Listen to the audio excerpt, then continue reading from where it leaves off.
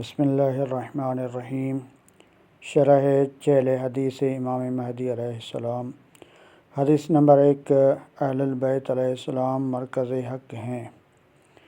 الحق معنا فلن یوحشنا من قعد عنا ونحن صنائع ربنا والخلق بعد صناعنا۔ حق ہم اہل بیت علیہ السلام کے ساتھ ہے۔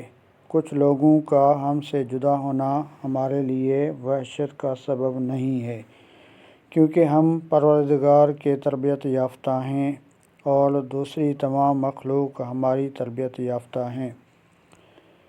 البرہان فی تفسیر القرآن، سید ہاشم بیرانی، بنیاد بعثت قمری 1415، تہران۔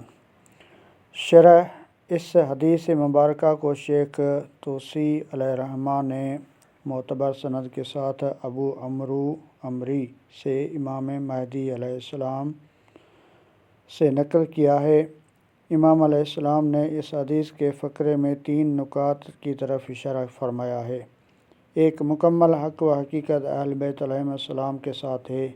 توجہ رہے کہ الحق معنا کا جملہ اہل البیت مع الحق کے جملے سے الگ ہے، کیونکہ پہلے جملے کا مفہوم یہ ہے کہ اہل البیت علیہ السلام حق و باطل کے تشخص کا بنیادی معیار ہیں اور حق و باطل کی ایک دوسرے سے پہچان کے لیے اہل البیت علیہ السلام کی سیرت و کردار کی طرف رجوع کیا جائے، برخلاف دوسرے جملے کے، کیونکہ دوسرے جملے کے معنی یہ ہیں کہ اہل البیت علیہ السلام حق کے ساتھ ہیں، اور یہی پہلے معنی حدیث علی مع الحق والحق مع علی بلد الامین ابراہیم بن علی کفعمی سے بھی حاصل ہوتی ہے۔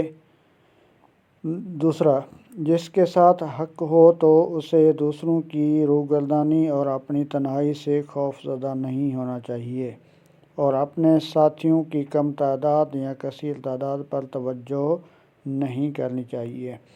حضرت امام موسیٰ کاظم علیہ السلام نے ہشام سے فرمایا، اے ہشام، اگر تمہارے ہاتھ میں اخروٹ ہو اور سب لوگ کہیں کہ تمہارے ہاتھ میں در ہے تو اس کا کوئی فائدہ نہیں ہے، کیونکہ تم جانتے ہو کہ تمہارے ہاتھ میں اخروٹ ہے، اور اگر تمہارے ہاتھ میں در ہو اور لوگ کہیں کہ تمہارے ہاتھ میں اخروٹ ہے تو اس میں تمہارا کوئی نقصان نہیں ہے، کیونکہ تم جانتے ہو کہ تمہارے ہاتھ میں در ہے۔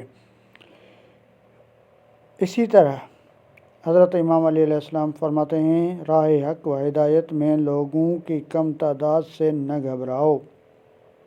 نمبر 3، اس حدیث کے تیسرے جملے میں جو چیز بیان ہوئی ہے اس کی مختلف تفسیریں بیان کی گئی ہیں، جن کو یکجا جمع کرنے میں کوئی مذائقہ نہیں ہے۔ ہم ذیل میں ان کی طرف اشارہ کرتے ہیں۔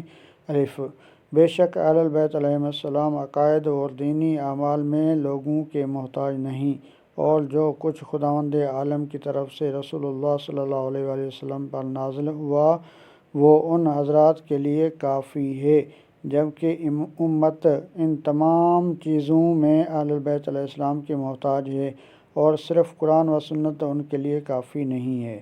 نیز اہل البیت علیہ السلام کی طرف رجوع کیے بغیر امت گمراہ اور ہلاک ہے۔ با، اہل البیت علیہ السلام پر خداوند عالم کی نعمتیں براہ راست اور بغیر کسی واسطے کے نازل ہوتی ہیں، اور جبکہ خداوند عالم دوسرے لوگوں پر اپنی نعمتیں نازل کرتا ہے تو وہ اہل البیت کے واسطے کے بغیر نہیں ہوتی۔